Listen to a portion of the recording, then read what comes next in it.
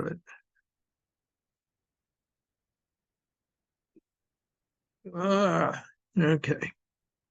Now we have a full contingent. All right. As we usually do, we will talk about this coming week's Torah portion.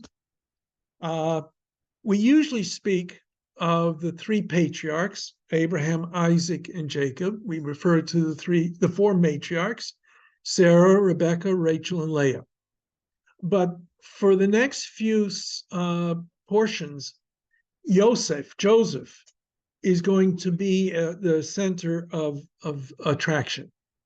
Right? His daddy bought him a wonderful coat, and they made a whole musical about it.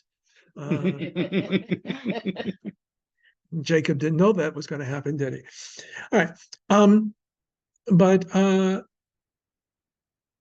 he's going to be figuring in, for the most part, the major character, major player in the stories that are going to follow the next few weeks. And even when Jacob is again at the center, it's towards his end of his life, and he's almost a passive figure in what transpires. Now we know that Joseph was the firstborn son of his beloved Rachel. Okay? And remember, it took a long time for her to get pregnant. And in the opening of the Torah portion tells us that Jacob favors Joseph. And as a little piece that I wrote for some people just the other day, Jacob has a problem. He has a problem with his mouth sometimes.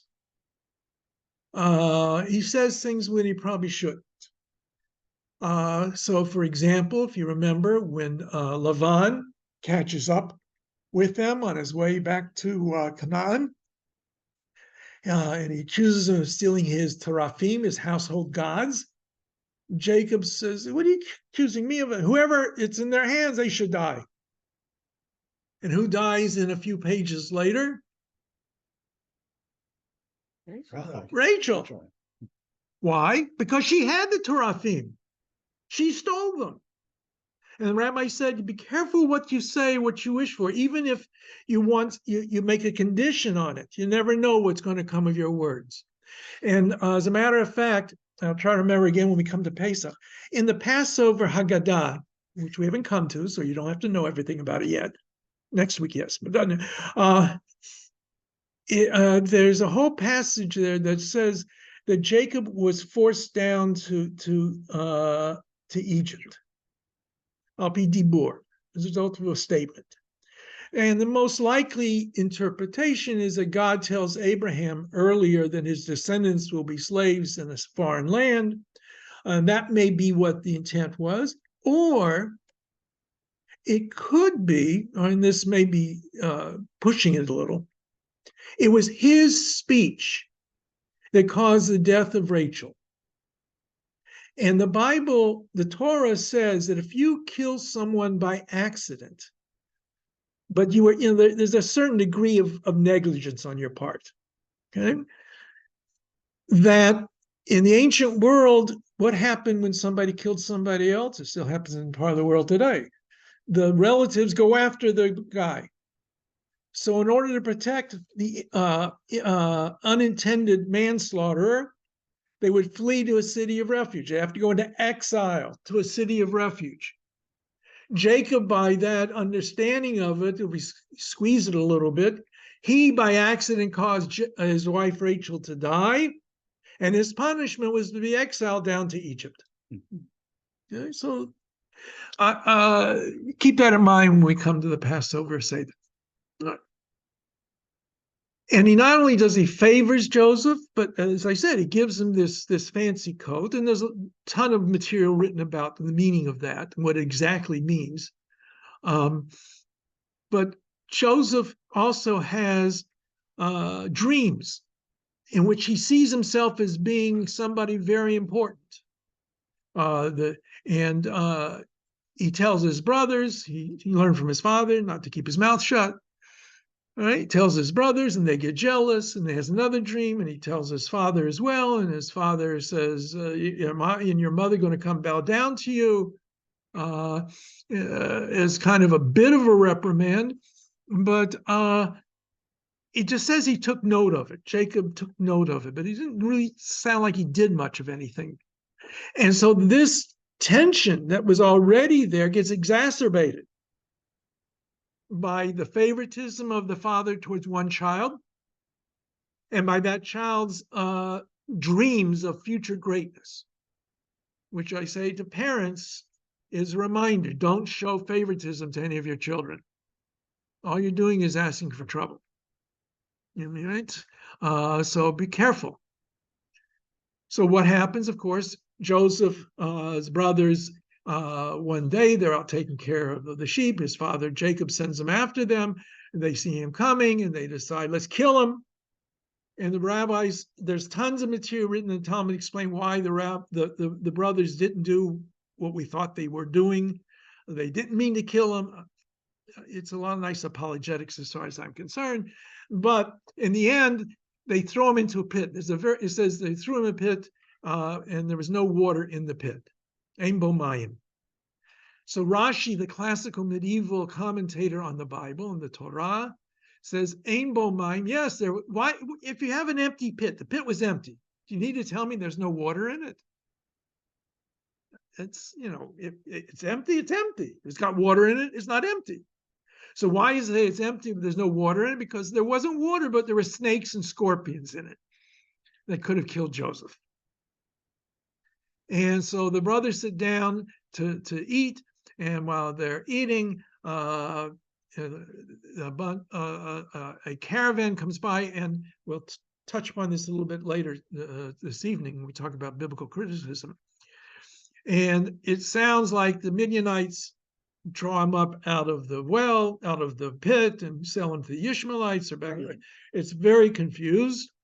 But the brothers don't actually do it, although they take responsibility later on for having sold him. So that's, again, part of the problem. So he's not killed, but he gets sold as a slave down in Egypt. And then we take a little sidebar, and we tell the story of Judah. All right? And you have to remember, Judah, later on, the southern kingdom, King David is a descendant of the tribe of Judah. Ephraim, who is one of Joseph's sons, is the center of the kingdom in the north. So there is animosity and rivalry that goes through Jewish history of the divided kingdom between Judah on one hand and the other 10 tribes, but under the leadership of Ephraim and Manasseh, the sons of Joseph. Okay. So Judah steps aside. We have a story about him. He has 3 sons. He marries his first son off to Tamar. He does something wrong. God kills him. No full explanation. Then he marries his second son, Onan, to the woman, to Tamar. And it's not clear 100% what's going on, but it sounds like he practiced what is known as coitus interruptus. He didn't want to get her pregnant. And so God kills him for not fulfilling the concept of marrying your brother's widow. We read later on in the Torah that if a woman marries, a couple are married, and they have no children, and the man does not have other wives, has no children, and if he dies, the widow is supposed to marry one of the brothers. All right, all right. In Hebrew, yibum, the fancy English word for it is levirate marriage. We won't go into great detail right now, but so Onan was doing that, marrying the widow. He dies because he doesn't want to fulfill the whole thing. Then there's one son left, and Judah says, "Wait a minute, do I have a widowmaker in my hands here?" So she says, "Wait until he grows up a little older, then he'll marry you." And then time goes by. She goes back to her father's home. Time goes by. He doesn't marry her off. She says he's not going to do it. So she disguises herself as a prostitute. Judah's wife has now died. Judah's going off to shear some sheep. And the Bible treats human beings as human beings. There's a lonely man. He wants some comfort. And, the local bordello is right there on the crossroads. There's only one woman there. she's masked. He doesn't know who she is. He leaves his signet ring and his staff because he doesn't have any money on his hands. It was days before they used credit cards in the business. And then he goes back and then he sends his friend to go bring the sheep that he promised her for one night stand, and she's not there anymore. I've got to give you the whole story, so it's lots of fun. Anyway, so she goes home. She's pregnant. She is theoretically bound, at least in later biblical law, to the youngest son, which makes her guilty of committing adultery. So when she finds out that she's pregnant and the youngest son hasn't gotten with her, and so they say, bring her out, and Judah says she's going to be burnt at the stake, which is also doesn't fit in with anything else in the Torah. And so she doesn't say that Judah is the father. What she does is she sends the staff and the signet ring. He says, this is the father. And Judah recognizes it. It's his.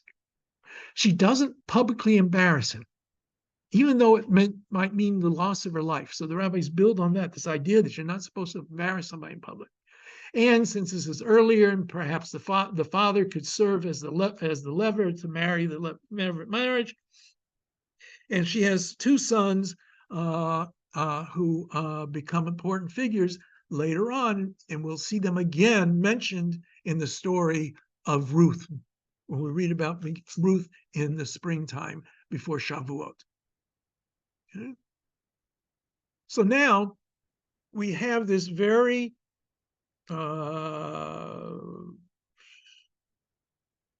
what's the word I'm looking for? Daytime television soap opera between Judah and Tamar. And so Joseph, now we get back to Joseph. Joseph's down in Egypt, and he's a good guy, and everything goes well. He's sold to Potiphar, and Potiphar sees that everything's going well in his house, so he puts him in charge. He's still a young man, and he's in charge of everything except for Potiphar's wife. But Potiphar's wife has the hots for Joseph. And there's complicated midrashim that we won't go into. So one day, and Joseph is not quite clear how good he's being. He doesn't do anything, but he doesn't run away yet. Right? So finally, one day, everybody's gone. Joseph's in the house with her. She grabs on, asks him to sleep with her, and he runs away, leaving his coat in her hands. She says, look, this guy tried to rape me, and all of these terrible things. And so Potiphar has him thrown into prison. In prison, again, things go well. He's put in charge of the prison. He's put in charge of two prisoners who were sent there by Pharaoh, his cupbearer and his baker. And they both have dreams. And the cupbearer's dream is interpreted by Joseph, because he's known with dreams, to say he's going to be reinstated to his former position, and the baker is going to die. And lo and behold, that occurs. And so Joseph says to the butler, he says, the cupbearer, remember me when you're gone. You know, I'm here, an innocent man, didn't do anything wrong, but the cupbearer forgets about Joseph until next week. So we always leave something off to follow up on the next week's episode. Okay, it's a weekly soap opera rather than a daily. All right.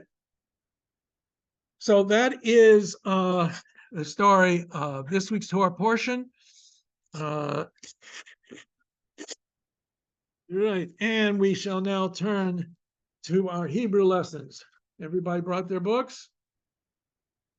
Anybody forget to bring their book? Sure, go right ahead. The booklets, I should say. All right, we haven't got the hell yet.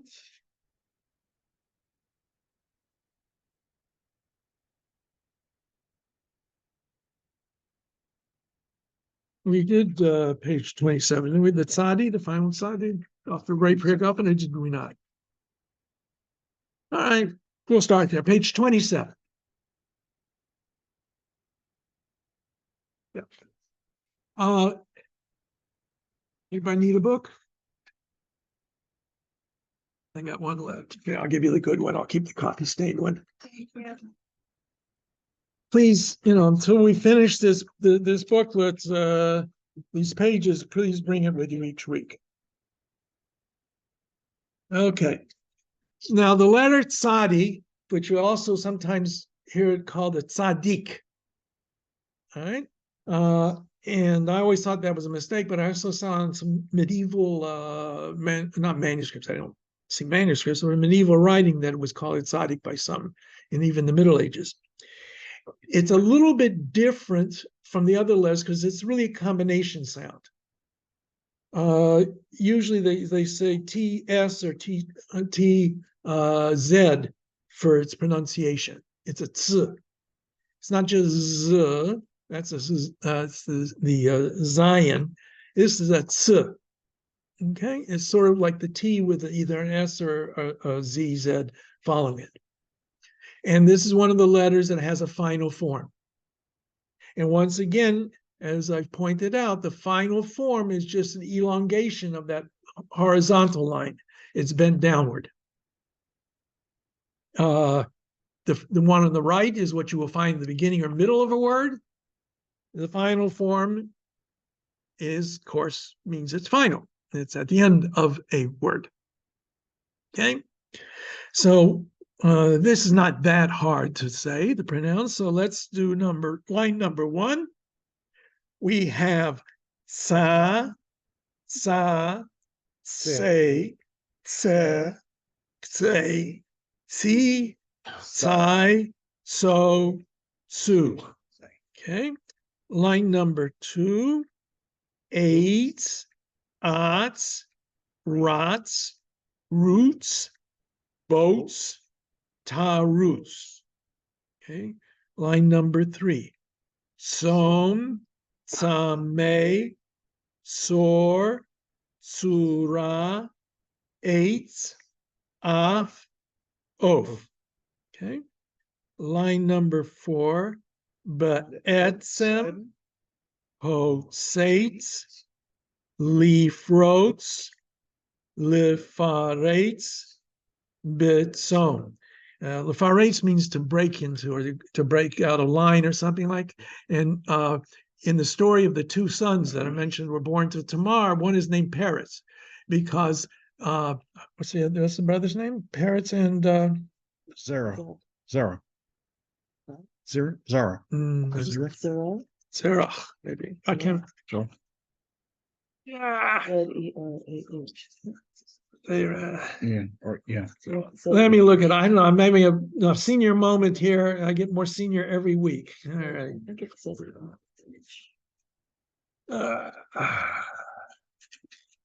just doesn't sound quite right. Zerach.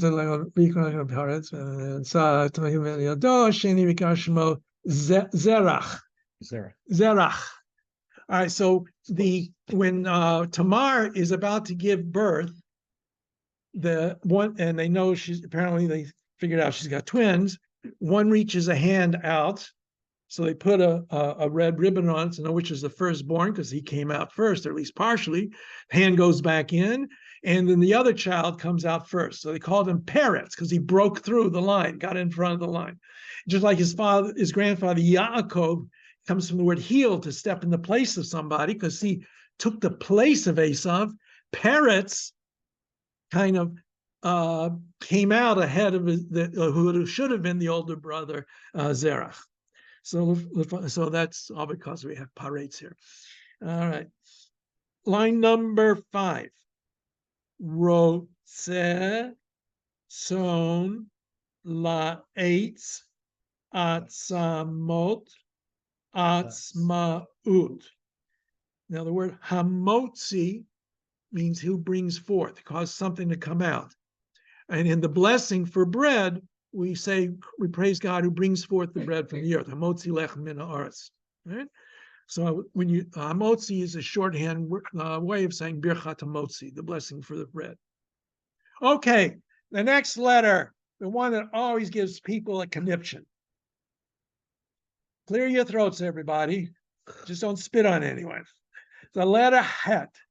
Het is really supposed to be deep down in the throat. Any Arabic speakers there? Anybody know Arabic? Tiny bit. It's a little bit. Most people don't do it all the way down to the back of the throat. Most Hebrew speakers you hear, even Israelis, will do it more higher up in the throat. But really, it's a laryngeal. It's really deep down in the throat. The letter chet, like in Hanukkah, when does Hanukkah begin? Tomorrow night. And you're going to light your Chanukiah, which is another word for the menorah, Hanukkah menorah. And the first candle is going to be on which end of the Chanukiah? Right. Right here. Very good. All right, learn something. Okay.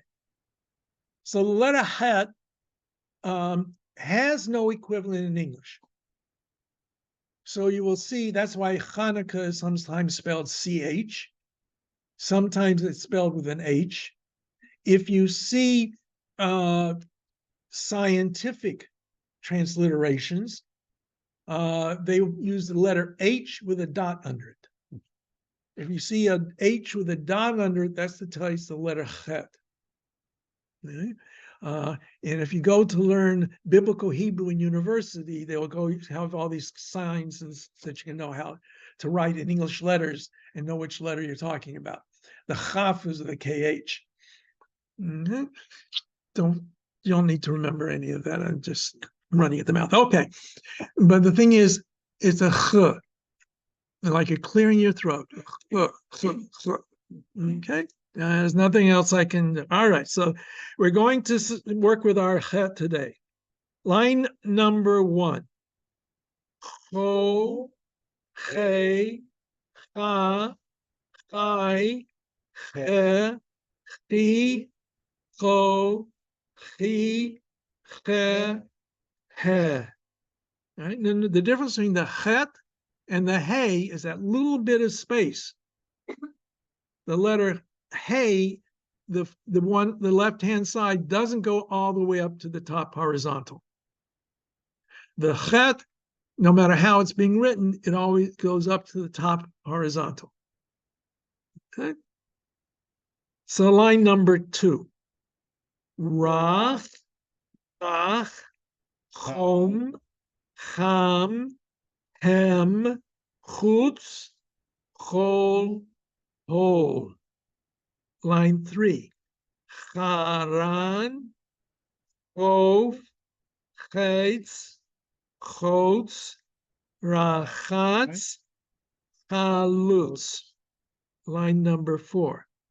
Chalutzim, biratzon, chatzil, chatzif, chatich. Line 5. Rachel, rachamim, rechem, chataf, hatefa. Line 6. Chalitza, salachat, sohelet, chai, yim, chayim. Right, line 7. Chalom, techef, ha'egel, gilcha, tachana, hatipach. And the last one on the bottom there, lechem means bread. Lechem. Remember, it's the segulet. It has 2 segels. That means the accent is going to be the next to last syllable. By the way, interesting enough, in Arabic, lechem is meat. In Hebrew, it's bread. So Beit Lechem in Hebrew is a house of bread. Beit Lechem in an Arabic version of it, it would be a house of meat, I guess. All right. Now we have a phenomenon that called the chataf. When you have a letter chet at the end of a word, okay, the pronunciation, if that has that vowel, the patach, underneath it, right, on page 29, when you have the letter chet, it's the last letter in the word, and it has that vowel, the straight vowel underneath it. The vowel is pronounced first. It's as if it were written aleph chet with the ah under the aleph. Now, I've been reading and reviewing because I want to work a bit on my biblical Hebrew grammar. And they got all kinds of explanations of why that is. Okay. But in order to make clear the meaning of the word and the letter that would be there, that's the basic way of understanding. So the examples that we have on the first line, every time we come to the end of the word, the patach, the vowel will be pronounced before the chet. So instead of cha, you will have ach. Right? Cha can be the abbreviation for yours using a different letter. And that may be part of the reason why they made that distinction. I don't know. Okay. So line number 1, and it's just something you have to memorize. There is no two ways about it. So on page 29, line number 1, we have re'ach, re'ach, lu'ach, yare'ach, pote'ach, ru'ach. Line number 2, rotze'ach, tirtzach, ritzu'ach, betoch, lachatz. Line number 3, menoach, menoach, menucha, menucha, tzenuach. Right, so say menucha versus menoach. Okay, so you have to just know that that's how the words are going to be. Line number 4, the apple of your eye. Tapuach, poteach, meiniach, tzomeach, lehochiach. To reproach somebody, reprimand them. Line number 5. Moach, lehit, pateach, lehit, pateach, petucha. The pei tav chet, it means open. So pateach is an opening. Liftoach is to open. Lehit pateach is to develop, to open it up to more things. Petucha is an opening. So again, we have in Hebrew 3-letter roots that create all kinds of words that are related to that basic meaning. All right, so now we have all the letters that we need to know how to say the hamotzi. On the bottom of the page, let us read the bracha.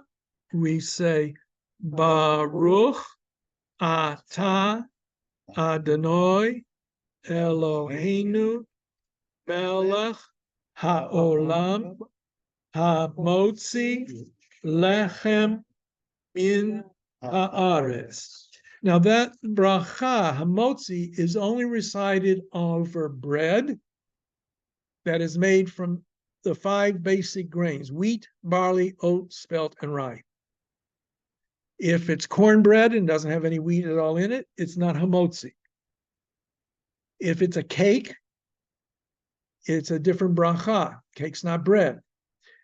I don't know how you define when it becomes bread and when it becomes cake. There's a fine line there. All right.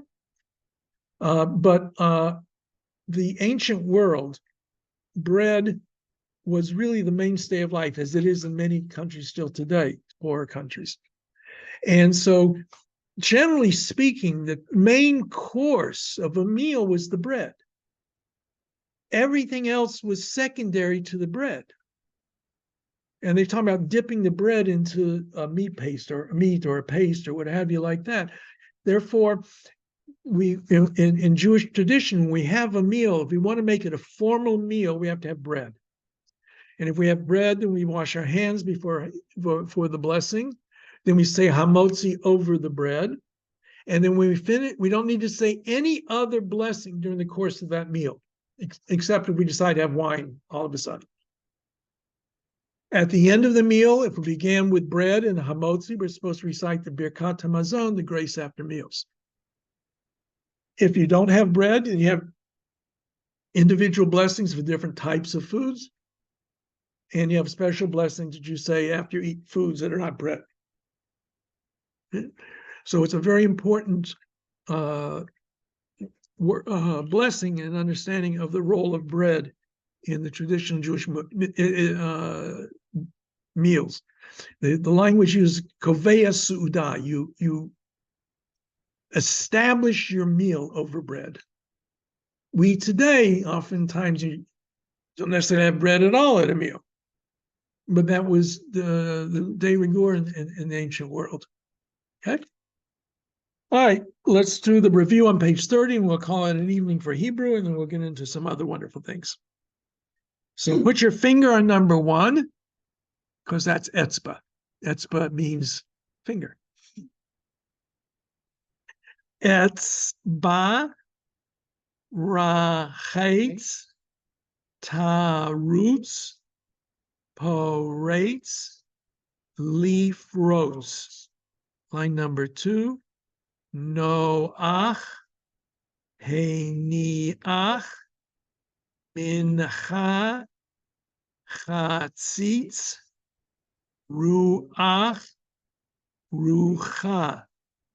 3. Lech lecha tzon tzon tzon tzom tzameh. Line 4. Yafeh, Yefet, Yaft, Ya'eh, Yagia. Now I'm going to let you in on a secret, but I'm not going to expect you to remember it. Where the ayin's got the vowel underneath it, like the chet, is actually supposed to be pronounced before it, Yagia. But we don't say Yagia. Nobody says ayin like that around here anyway. So you won't hear too many people saying it that way. But technically, that's what it is. But they don't even bother telling you that in this book. All right. So you just learned it. Now you can forget it. All right. Line number 5. Gamarti, gamarta, gamart, gemarten, gamru. And while I'm giving you lots of great information, the word gamarti means I finished, I ended. It used to be just a very simple word. However, in modern Hebrew, it has taken on a negative sense to it, a sexual innuendo. So when you finish a meal, you say siyanti, you don't say gamarti. Okay, just remember that when you go to Israel, and are you siyant? Ken, siyanti, no gamarti. It's just like I remember when I first went to Israel, it's a problem and we'll talk about more in the Bible too. Words have shades of meaning that don't necessarily translate. To say you're walking somewhere, you say holech. Usually when we translate holech, we would say going. Ani holech baita, I'm going home. If you get on a bus, you can't say, where's the bus holech? Where's it going? Because buses have wheels, they don't walk. All right? So even though in English we would say walk or go for holech, it doesn't mean in Hebrew to go. All right? My son, where's it going? No, say that you can't say that in Hebrew. It doesn't make any sense, and they'll know that you learned your Hebrew in Hebrew school when you get on the bus and say that, which I did many, many years ago. Okay, line 6. Nif'al, hif'il, hitpa'el, pu'al, huf. When you go on your learning more Hebrew later on, you'll discover that these are the words for the various nifal. What's the English word? Tenses, not tense. Yeah. Stems? No, not stems. It's past, future, Tense. tenses.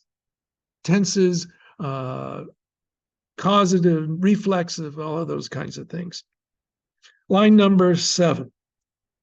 Chai, Chayim, Bayit, Beit, Ayil. 8. Boche, Choche, Ba'a, Hayalim. 9. Melech, Surcha, Rotseach, Rachamim, Yinachem. 10. Amart, Pilpel, Melachim, Lechem. Okay. What would the word melech mean? Anybody remember? King. King. All right. And Rotseach is a murderer, and Rachamim is mercy. Yeah, interesting. Again, just to throw out, because it makes my life more interesting. The word rechem means womb. And the word for mercy comes from the same root. Because a mother's mercy for a child, the rechem, the womb, that translates into the word for mercy. Okay. You're welcome. All right. Before we start on the Bible, when it comes to the act of translation, and I was making reference to a minute ago, right? That we're holech, to go, doesn't mean the same thing in Hebrew.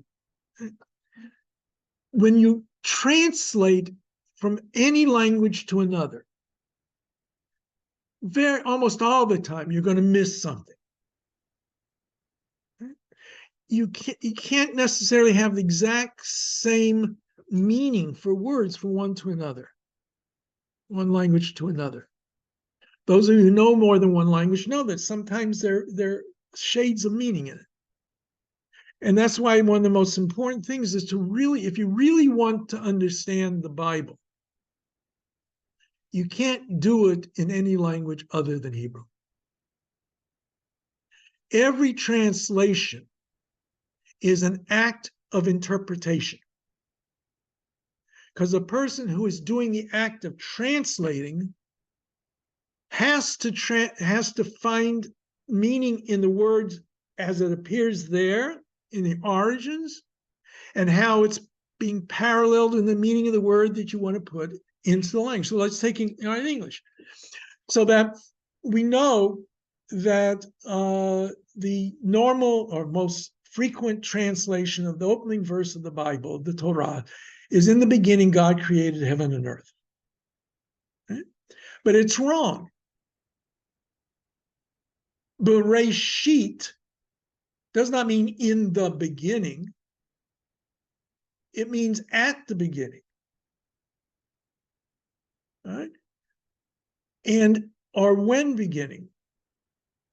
If we want to say in the, it would have had, if it's in the beginning God created, it would have to be something Bereshit Bria, in the beginning of creation. If you want to say at first God created, Barishana bara Elohim. Bereshit means the beginning of something. But the word that follows is bara. He created. It's not in the beginning of he created. That makes no sense. Even in Hebrew, it's a difficult. So, but the point is, when you translate it, you're interpreting. That's why in the JPS translation, which is one we recommend,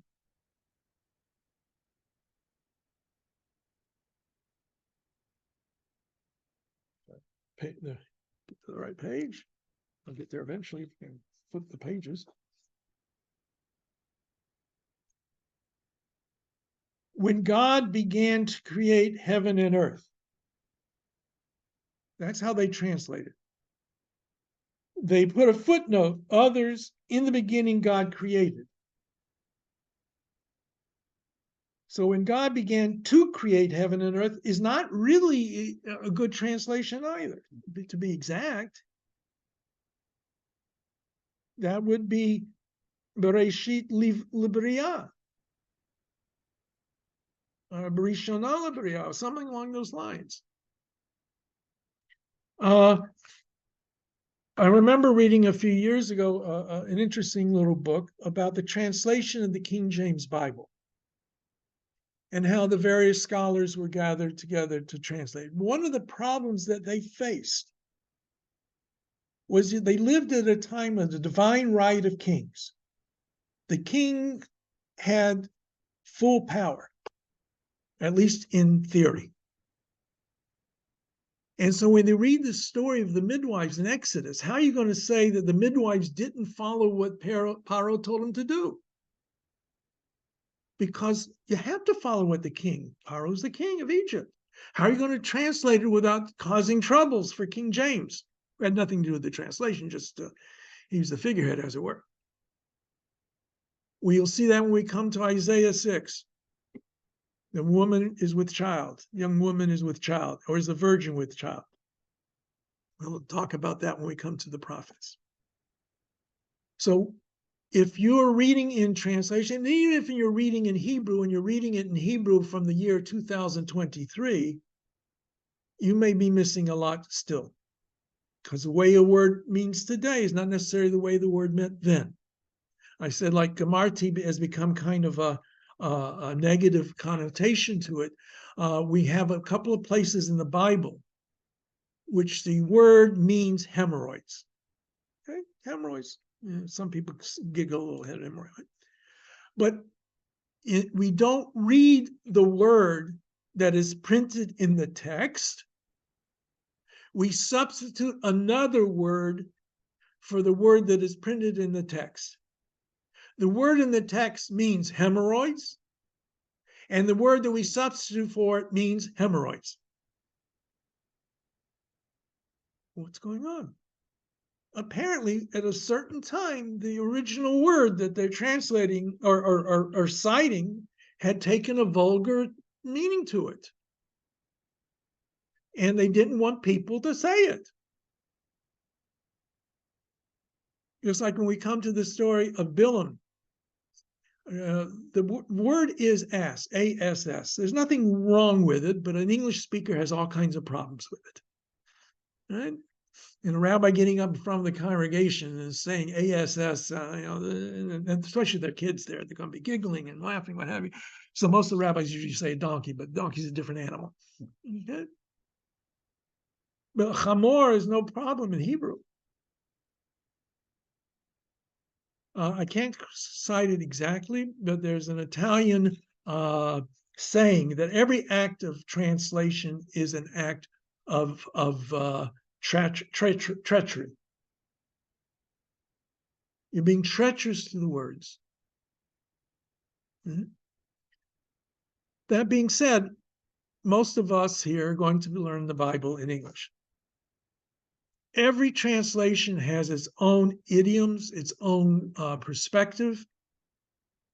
One of the most popular translations you'll find around in synagogues and in the Orthodox world is the Art Scroll. Art Scroll is a nice translation, but it is anchored in traditional Jewish understandings, and the most traditional of those understandings. While the new JPS, which is not so new anymore, but the new JPS also is cognizant of modern archaeology and scientific philology of words. And sometimes they will translate differently from what the Art Scroll will do. The Art Scroll almost always follows Rashi in his interpretation. And far be it for me to disagree with anything that Rashi had to say.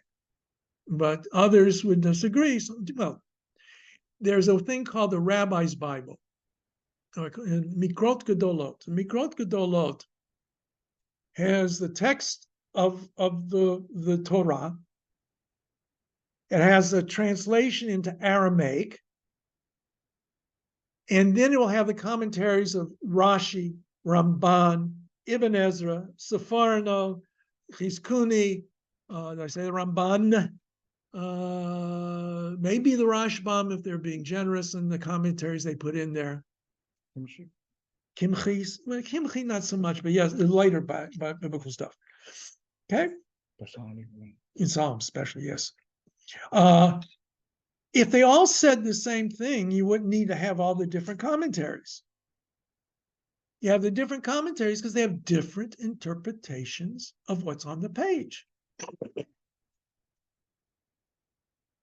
So we always have to be aware. Translation is always going to be commentary. And there are different commentaries out there, even from within the same traditional rubric. And sometimes these guys get mad at each other. I know the Ramban really did not like Ibn Ezra very much. He said nasty things about Ibn Ezra. All right? Should have molten gold poured down his throat, something along those lines. But at least it was gold, not lead.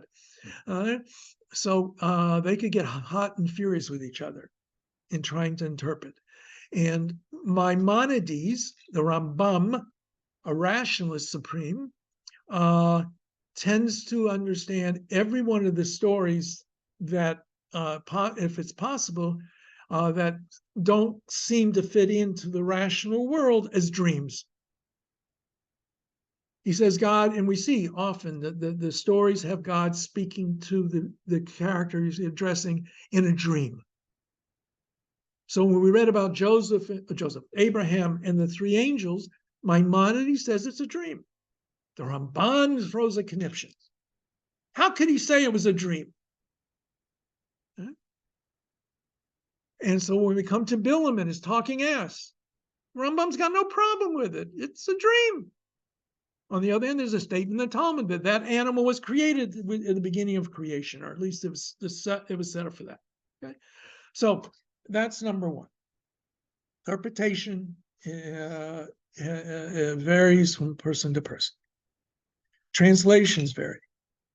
The translations often have an agenda. The Art Scrolls agenda is to defend the traditional interpretation of the Bible. To such an extent that when it comes to the Song of Songs, Shir Shirim, it doesn't translate it. Not really. It uses Rashi's in the Midrashic interpretation. Because if you translate it, it clearly comes across as erotic poetry. And they prefer not to do that. Now, ideally, if you get a copy, you really should get a copy with the Hebrew as well as the English, even if you're not going to know the Hebrew now, but someday you will. You'll be a scholar. You'll be able to pick up the Hebrew. And then once in a while, look at the English to help you with a word. But there's also another, unfortunately, it doesn't have Hebrew and it's out of print. There's something called the Oxford Study Bible of the, I'm not sure I got the right title of it, of the Hebrew Bible or something along those lines. Because they have footnotes and things with it, but just the English text. And it's from a modern perspective. Furthermore, if any of you actually read the calendar, you saw I said there's nothing old about the Testament. Right? Mm-hmm. The word testament in around the time of the translation of the King James Bible in the 17th century has the same meaning as covenant, agreement. And in Christian circles, you had the Old Covenant, which was found in the Hebrew Scriptures, and the New Covenant that is found in the New Testament. So the word testament in that usage is covenant. And so to a certain extent, it's a pejorative. To say it's the Old Testament is to say it's the old agreement between God and Israel, while the New Testament is the new agreement between God and Israel of the Spirit. Christianity. So people will, sensitive to it will refer to the Hebrew scriptures or the acronym Tanakh. We like acronyms in Jewish tradition. Right? Rashi is an acronym for Rabbi Shlomo Yitzchaki, Rabbi Solomon, the son of Isaac. Ramban, Rav Moshe ben Nachman, Rabbi Moses, son of Nachman, versus Rambam, Rabbi Moshe ben Maimon. Tanakh is, the JPS calls it the Tanakh. Why Tanakh? The letter T, the Tav, is for Torah. The letter Nun, the N, is for Nevi'im, prophets. The N, the Ch, is for Ketuvim, the writings, the threefold division of the Hebrew Bible. The first 5 books of the Bible are the Torah. Then you have a section called the prophets, Nevi'im, which begins with the book of Joshua, Judges, 1st and 2nd Samuel, 1st and 2nd Kings, and then Isaiah, Jeremiah, Ezekiel, and then the 12, quote, minor prophets. We'll talk more about the prophets next week or following week. And the last part, Ketuvim, which is the last section, has various kinds of books that modern scholars refer to as wisdom literature type of works. But that's where you'll find the Song of Songs, Song of Solomon, Ecclesiastes, the Book of Esther, the Book of Ruth, 1st and 2nd Chronicles, etc. Right? So Tanakh is the traditional reference for the Hebrew Bible. Now, until around the time of Spinoza, most of the Christian and Jewish world were in agreement that God gave the Torah to Moses at Sinai in some form or another. The various books of the Bible were written, composed often by the major character in that book. For example, Jeremiah wrote the book of Jeremiah. Isaiah wrote the book of Isaiah. Ezekiel wrote Ezekiel. Jeremiah also wrote Kings because he lived at that time. He also wrote Lamentations because he lived at the time of destruction of the temple, which Lamentations was as a lament for. And Jewish and Christian theology in general accepted this basic idea of the sanctity of the Bible. Whether, for Jews, just the Tanakh, for Christians, the Tanakh along with the New Testament. Although they would say that the New Testament replaced the laws of the Old Testament. But they were in basic agreement on the basic construct. Starting with Spinoza and then up into the modern era, scholars began to examine the biblical text with a very critical eye. Now, they found things in the Bible that were not unknown to the rabbis. I'm not going to be talking about the New Testament, but it really begins with the New Testament studies, and then it was brought into the studies of the Hebrew Bible. But I will say this to start with. Every problem that modern critical scholars claim to find in the biblical text, our ancient rabbis were well aware of. But they had two different visions of how to deal with it. For tradition, problems have to be resolved to maintain the tradition. The critical scholars who believed in a kind of evolution of all history as a development of history, saw problems as signs of some kind of development within the text. They were not anchored in the divine giving of the Bible. And they took the various tools that were used to study literature in their day and age and subjected the Bible to those tools and other methods. And the most important by name is what became known as the Wellhausen documentary hypothesis. In essence, well, first of all, we have to know that Wellhausen was an anti-Semite, and he thought Judaism was an ancient relic that we could get rid of. So that taints some of his approaches. But other scholars who accepted some of his findings, and maybe even religious Jews, sometimes agree with what that school of thought said. What essentially the documentary hypothesis is the following. God did not give the entire Torah to Moses at Sinai.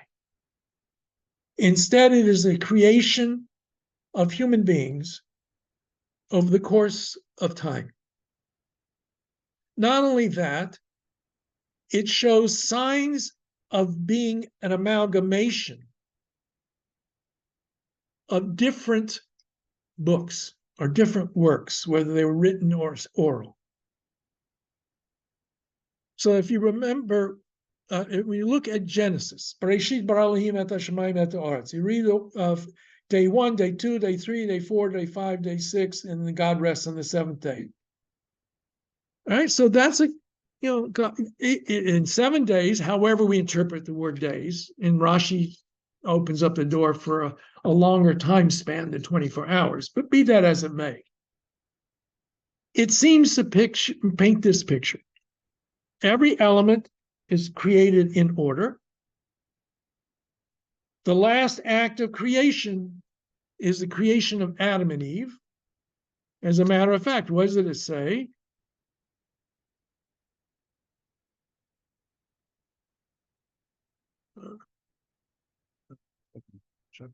Well, it's chapter 6. I know where it is, just have to find the right line.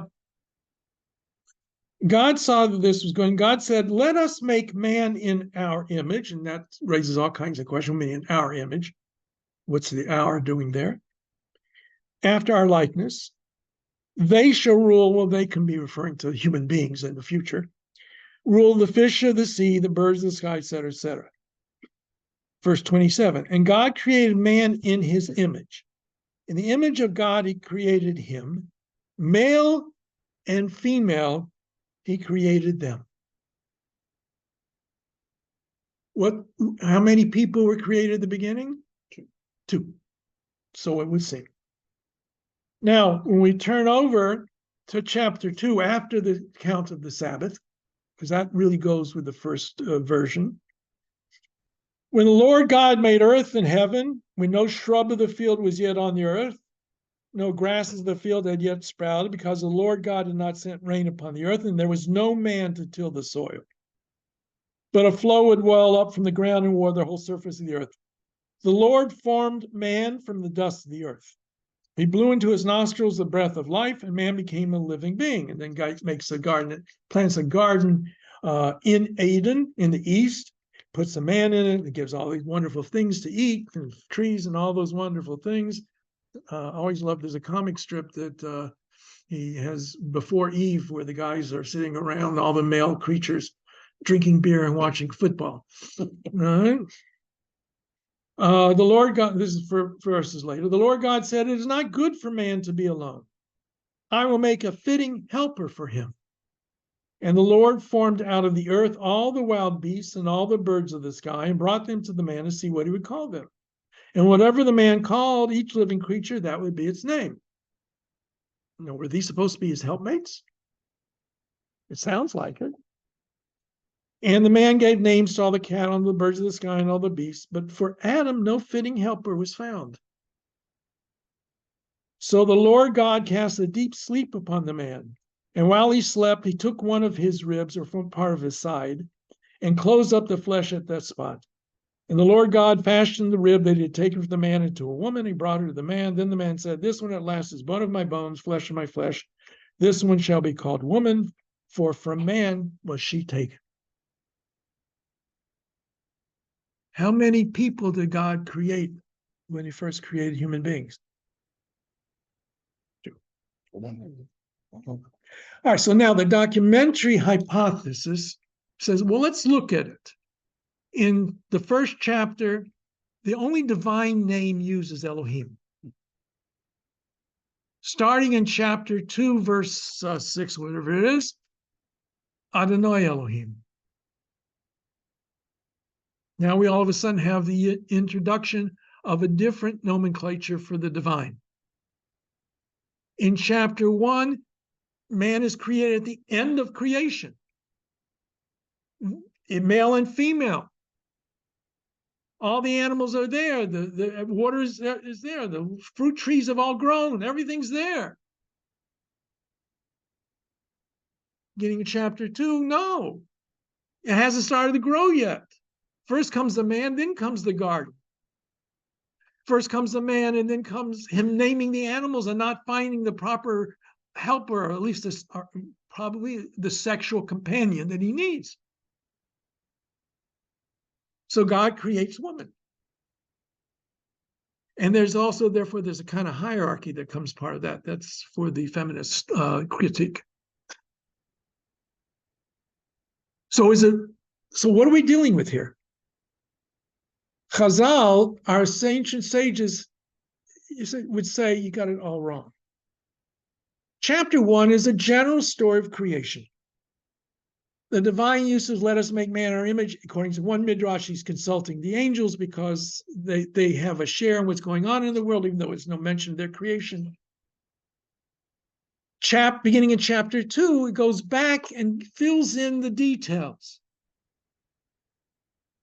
God created the first human being, male and female, in one body. In chapter 2, God takes the two aspects of the human being and separates them into two entities. So it's one story, but different details of that same story. Why the nomenclature change? Why do we start using Yud Hey Vav Hey? Because the Midrash says God saw, the word Elohim is associated with justice, divine strictness, and God saw that if he created the world and relied only on justice, it couldn't survive. So he had to take his aspect of mercy, which is represented by the Yud Hey Vav Hey, by the name Adonai, to join together with that aspect of justice in order for the world to endure. Now, the biblical critics, the critical hypothesis, documentary hypothesis, which has been fought over in various relations to it, essentially, as I said, it looks at the language. It assumes that the stories come from different hands. They were put together by some editor at some stage of the development. You have the J, which from the German for God's name, Yud Hey Vav Hey, the J document. The E, the Elohim document, where the name Elohim predominates. The P, the priestly document, which is much later in formulation. And it comes from mostly the exilic period. And the book of Deuteronomy, which was probably written in the north and got brought down to the south. And when towards the end of the kingdom of Judah, during the reign of King Josiah, Yoshiyahu, there's mention of their fixing the temple and finding a book and celebrating Passover. And all the details seem to fit in with the book of Deuteronomy. And therefore, they say the Deuteronomy is the fourth document. And by the time of Ezra the scribe, you have pretty much put together what we now call the Torah. But there are some variations. Now, this is against what they call a lower criticism.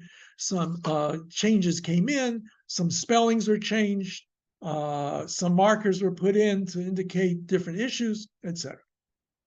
Which, according to the traditionalist view, is no good. My teacher of blessed memory, David Weiss Halivni, passed away this past year, was a great scholar of the Talmud. His major field was not Bible, but Talmud. But being the kind of scholar that he was, he felt to a certain degree convinced by the idea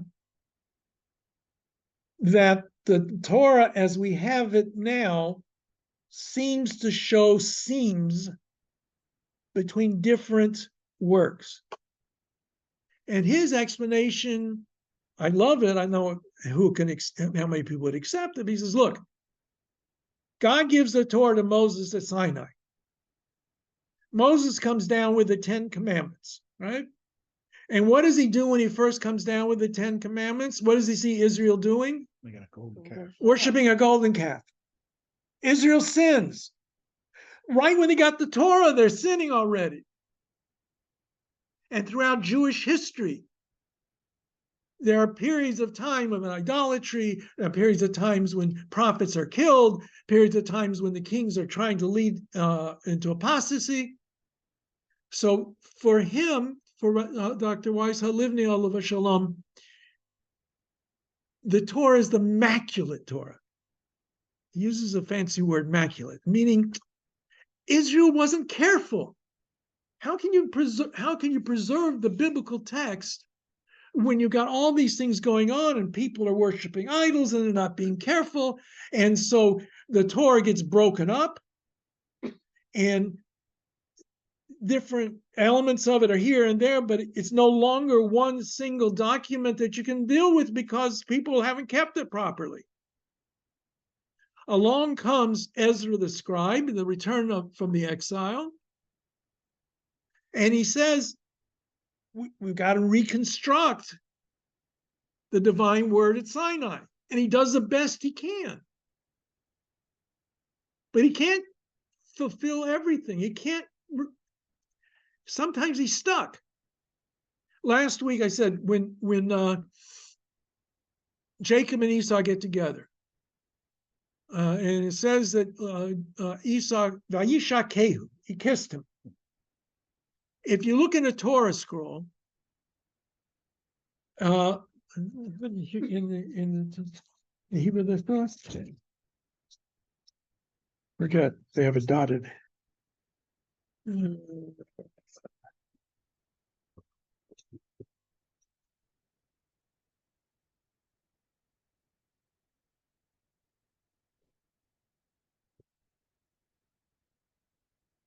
Kissed him and wept. Yeah, I don't know if the English doesn't show it, but in the traditional Hebrew text, the word Vayishakehu, he kissed him, has got dots over every one of the letters.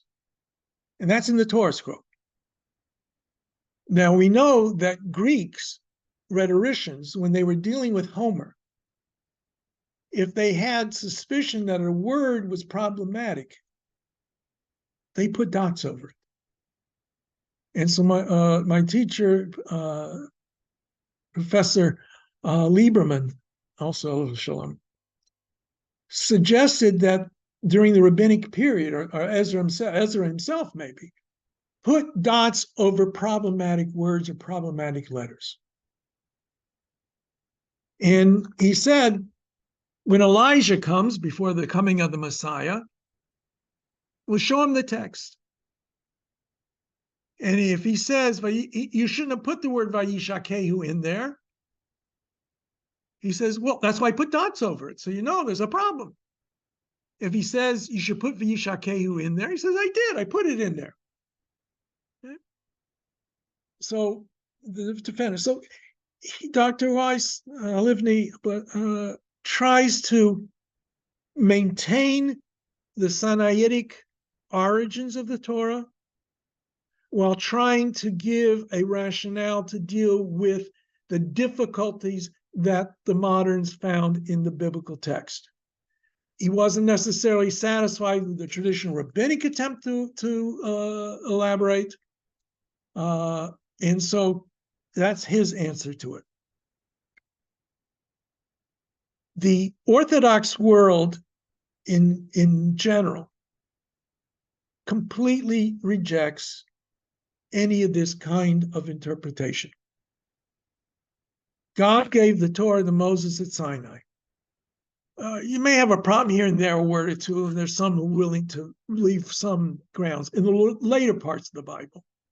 But the Torah, Maimonides says the Torah that we have today is the Torah that God gave to Moses at Sinai. If you don't believe that, you're a heretic. And most of the Orthodox world would agree with that. There are some Orthodox scholars who are trying to play around a little bit on the edges and the corners of that position, but they're not going to have much traction in the Orthodox world. The non-Orthodox world in general accepts some kind of understanding of the history of the Bible, that it is a human, or at least human with divine mixing in, somehow mushing together document. When you go to the various, if you go to Yeshiva University, which is a major school for Orthodox rabbis in North America, you will not be taught the documentary hypothesis. If you go to any non-Orthodox school for rabbis, documentary hypothesis in some form, some variation thereof, will be accepted as you should pardon the expression, the gospel. And I always tell people, if they ask me, Rabbi Berman, what do you believe? I say, depends which day of the week you ask me. Sometimes the hour of the day. In the end, I accept a position of, actually, I never had him as a teacher, but another important figure at the Jewish Theological Seminary when I was a student, who basically says it doesn't matter. This is our Constitution. As our Constitution, we are bound by its words. And we have, whatever we do, must use those words and shape our response in the modern world based upon the biblical. That leaves the door open for changes. There's no question. He went through some, and he later on admitted some big mistakes he made, but that's his problem. But you can ask your rabbi what they think of the origins of the Bible, whether or not there's a difference between the Torah and the other parts of the Bible. That's up to you. We do not ask you to accept one version or the other, but we do ask you to take it seriously. This is our holy text, and you must always take it in consideration when seeking to understand what a Jew is supposed to do. But the fact of the matter is, in the end, we don't simply follow what's written in the biblical text. We follow what our tradition has understood it to mean. We are not Protestants in that sense. Everybody reads the Bible and they decide for themselves what it says. Jewish tradition has a framework that we operate under.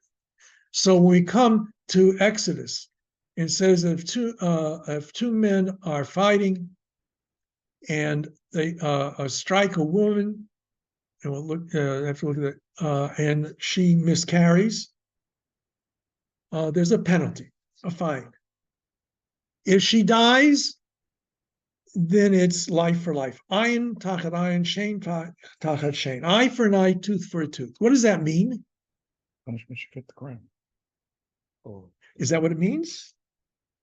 Or is that your interpretation? there's got to be some kind of monetary compensation. Is that your interpretation? That's what I've heard. Oh, okay. If you look at it literally, eye for an eye. I put out this person's eye, then my eye should be put out. In the Code of Hammurabi, one of the ancient law codes, predates the Torah by centuries, millennia actually. If a builder builds a house and it collapses and it kills the daughter of the man who had the house built for him, the builder's daughter is killed. Literally, ayin tachat ayin, eye for an eye. As Anthony pointed out, the rabbi said, no, I can't. Let's say you put out 25% of the vision of my right eye. How can I make sure that I put out exactly 25% of the vision of your right eye? You can't. So the only thing you can do is there has to be some kind of monetary restitution that will satisfy the debt that you owe this individual that you've hurt. Only if you kill a person is your life forfeit. But if I burn them, I'm not going to get a burn in exchange. If I knock out their tooth, I'm not going to get a tooth knocked out in exchange. Now, that's the rabbinic interpretation. Is it correct? Is it what the text means on a literal level? That's a tough question. Let's go back to the beginning of that passage. It's from the book of Exodus, chapter 22, I think it is. Parsha Mishpatim. By the way, I'll come back to that in a minute.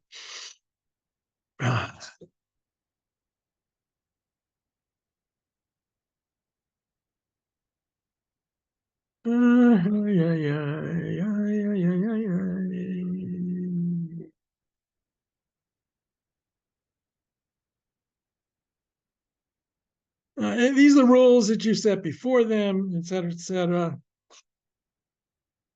When men quarrel and one strikes the other with stone or fist and he does not die but has to take to his bed, if he then gets up and walks outdoors upon his staff, the assailant should go unpunished, except that he must pay for his idleness and his cure. All right?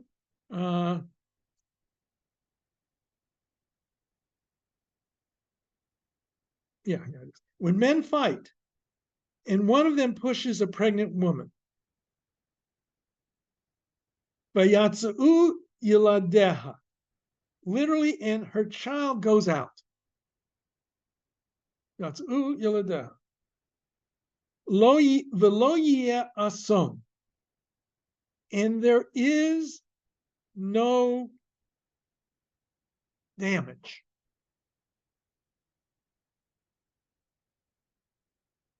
Now, if you pick I have a Catholic Bible at home, and the Catholic Bible reads it this way. If he pushes a man and the child is born, but it survives, in other words, there's no accident, no problem, there's some kind of monetary penalty, as the husband puts upon it. But if the fetus dies, then it'll be iron of soul for soul, death penalty. The crux of the very difference between Judaism and Christianity, mainline Christianity, when it comes to the discussion of abortion, begins on the interpretation of these words. Is it, as the rabbis took it to mean, that there is a miscarriage and something happens to the fetus, but the woman suffers no serious injury, other than, of course, what's entailed with that. There's a penalty. God forbid the woman dies because the men were fighting. He's involved in a fight. And he pushed this woman. He's guilty of homicide. Two very different interpretations of that passage. Now, the Jewish understanding of abortion is much more complex than what I'm saying right now. But essentially, what it comes out of it is that the rabbis did not understand the fetus at this stage of its existence to being a full-fledged human being that we bear total responsibility what happens to it, like we would with a living human being on their own. That's not a blanket endorsement of abortion. It doesn't say abortion's on demand. We may talk about another time. But what it does say is there is a difference between that potential life there and the woman whose life is here. That's why the rabbis say in the Mishnah that if a woman is having difficulty in childbirth and the fetus can't emerge, the head's too big, she's too small, whatever the case may be, you are allowed to cut up the fetus to save the life of the mother. If it has emerged, it's begun the birth process, it's beginning to exit from the woman's body. Now it's a human being. And you can't take that life. Depends, all right? But we see that there's a different understanding, and that gives rise to the basic, what every rabbinic authority would agree, that if a woman's life is threatened by continuing the pregnancy, you're allowed to abort the pregnancy. And it derives, in essence, from the treatment of this passage. Now, beyond that, there are various voices that you'll hear in the Jewish world of when and what, under what circumstances abortion is permitted, not permitted. But the groundwork is very clear that every rabbinic source agrees to save the mother's life. The fetus, as long as it's not yet been born, can be, if necessary, unfortunately, sacrificed to save her life. Now, the stories of Genesis, I mentioned to you earlier, Maimonides often sees dreams to interpret the passages that give rise to problems for the rationalist. In general, the tenor of Jewish thought has not been that way. It's been much more literal. Although, like I said, you have various interpretations through the ages. If you ask, I would say, if you look at the Talmudic era, they took the stories pretty much at face value. And still, but at face value with the midrash, which we're going to talk about in a few weeks, that surrounds it. So that, for example, when it says after Cain kills his brother Abel, he gets married. Where'd she come from? And had no mail order brides then. Amazon hadn't been created. So it says when each one of them were born, they were born with a twin sister. That's to resolve the problem. When Jacob meets up with Esau, and he says, "Im Lavan Garti, I've lived with Lavan all these years. Nonetheless, I observed the 613 mitzvot of the Torah, even before the Torah was given." These kinds of things. So you have to always have your eye on what the literal text is. You have to have your eye on the rabbinic interpretations. and how they fit together. And that was something the rabbis sometimes fought over that. Rashi claims to always try to give the plain literal meaning of the text. His grandson, the Rashbam, Shmuel ben Meir, says his grandfather would have changed some of his comments had he lived longer, because they shouldn't be read that way. And the Rashbam takes them non-literally to such an extent. For example, in Vayera Vayivoker Yom Echad, there was an evening and there was a morning one day. I've taught you, I tell you, Jewish tradition says, when does the day begin? At night, sometime at sunset, after sunset. The Rashbam says it begins with sunrise. There was an evening, and now the morning, so that one day already transpired. As soon as the sun rose, that's the next day already. He says that when it says you write them upon sharatam liot ayadecha vayilu totafot beineinecha, they should bind them on your hands as a sign. It should be for totafot between your eyes. It's a symbol that we should remember God. That doesn't mean he didn't put on tefillin. It means he thought that the literal meaning was not how the rabbis read it, but the rabbis saw in those passages the understanding which gave rise to the tefillin. God forbid he wouldn't wear tefillin. I don't know if he wore Rabbeinu Tam's tefillin or Rashi's tefillin, but that's a different story for a different day.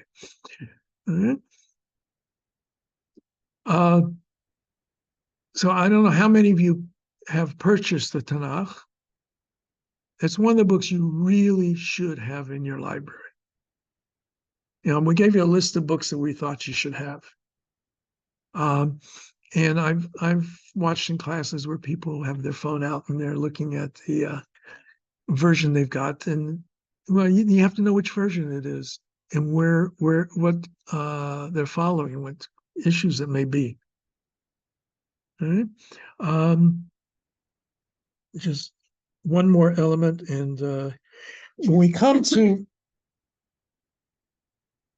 passages that seem to contradict each other sometimes, we have one of the most important ones is in Exodus and again in Deuteronomy. We have the Aseret HaDibrot, which is called in English the Ten Commandments. I am the Lord your God who brought you out of the land of Egypt. First of all, how do you divide it into 10 is a subject to dispute. And there's a big dispute between the Jewish and Christian tradition on dividing it up into 10 commandments. It's Exodus 19.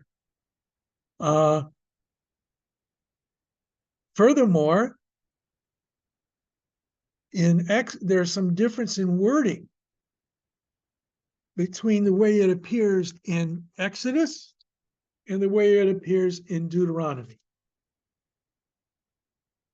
In Exodus, it starts, I'm Lord your God, brought you out of the land of Egypt, from the house of bondage. You have no other gods before me. Do not make any images, etc., etc. All right. Then it says in verse 7, no, that's not 7, I don't want 7. Verse 8, Zachor et Yom HaShabbat lekadesho. Remember the Sabbath day to keep it holy. 6 days shall you work and perform all your labor. And the seventh day is a Sabbath to the Lord your God. You shall not perform any kind of malacha at work. You, your son, your daughters, your male servant, female servant, your beasts, the stranger within your gates. For in 6 days the Lord made heaven and earth, and the sea and all that is in it. And God rested on the seventh day. Therefore, Lord blessed the seventh day and sanctified it, or made it holy. Now, in Deuteronomy,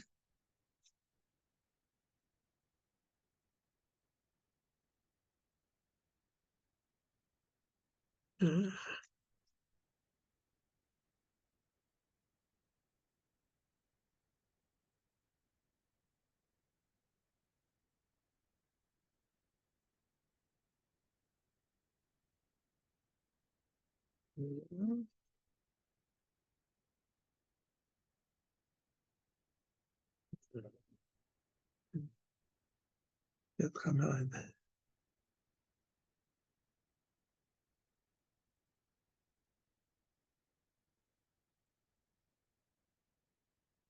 Oh, I don't know where it is.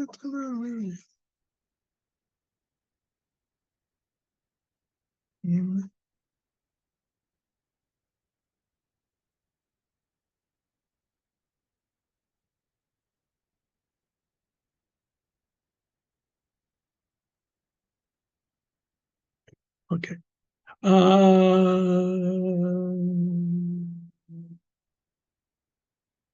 Shamorat Yom, observe the Sabbath day and keep it holy, as the Lord your God has commanded you. 6 days shall you do work and all of your labors, and the seventh day is the Sabbath, Lord your God. You shall not perform any kind of malacha, you, your sons, your daughters, maidservants, etc., etc., etc.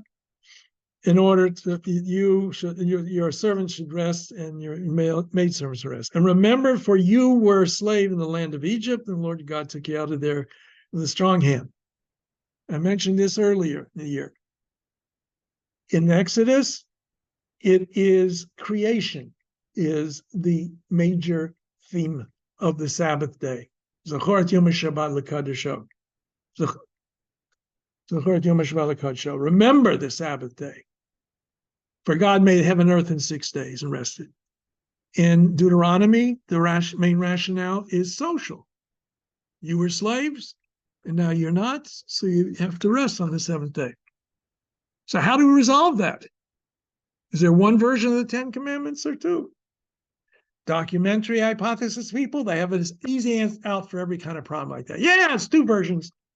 One got put in Exodus, one got put in Deuteronomy, end of the story, goodbye, go home. The rabbi said, no.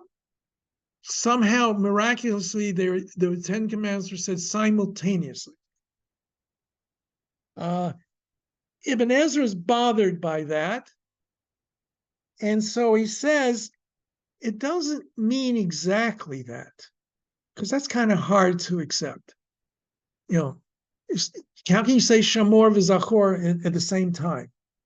And if it's possible for God, and all things are perhaps possible for God, how could a person hear that? It's a greater miracle for us to hear two words that are spoken simultaneously than it is for God to say them simultaneously.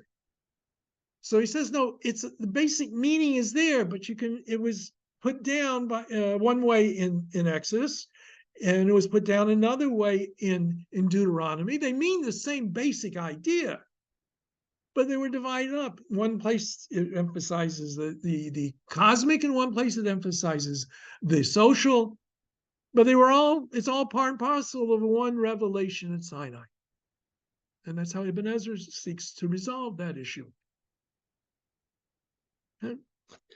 So I asked you to do some readings. I put a lot of stuff in there for you to read. You got a whole week worth of reading to do. It'd be helpful if you do it. It's in your calendar. That's why you put it out. That's why I give it to you. If you don't have access to the JPS Tanakh, you can go to Sefaria, SEFARIA.com, and the English translation there is the new JPS translation. Please do not use a Christian origin translation. Often it's very good, and often there's no problems. Last thing I need to touch upon. Rabbinic tradition did not have chapters and verse numbers. The citations would always be the parsha of the week. Even today, most of us rabbis have a hard time thinking about chapter and verse. Okay, you know what parsha it's in, but the chapter divisions and the verse numberings were Christian. They came from Christian hands, mostly adopted by the Jewish community, so they could argue with each other and say the same thing. There are some differences. There are a few places where there are variations. Some in the Psalms, for example, I believe there are a number of important variations. But that's one element. And the other element that we'll see more when we come to the books, a number of books have one and two. First Kings, Second Kings, First Judges, First Chronicles, Second Chronicles, First Samuel, Second Samuel. There is no reason for that per se. Though content-wise, there's no simple division. Most likely, it has to do with the size of a scroll.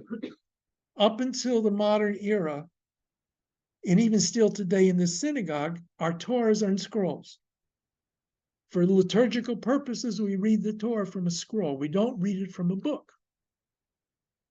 And the 5 books of Moses can fit on relatively comfortably on the scrolls. But if you tried to put Kings on one scroll, it would be kind of get a little difficult.